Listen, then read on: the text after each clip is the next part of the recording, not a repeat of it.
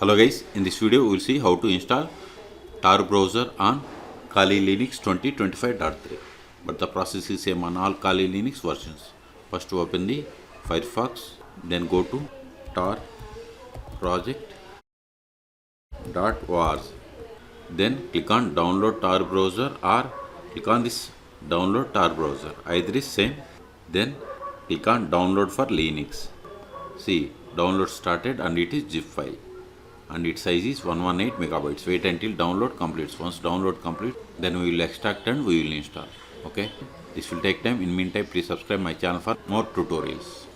See, download is completed. Now open terminal, go to downloads, ls. See, here we have the zip file. We have to unzip it, tar-xf, then you tar, then press the tab from your keyboard to autofill entire file name, hit enter.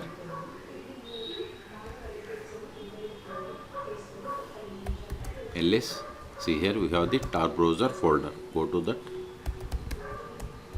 ls. Now we have to run this start Tor Browser .desktop.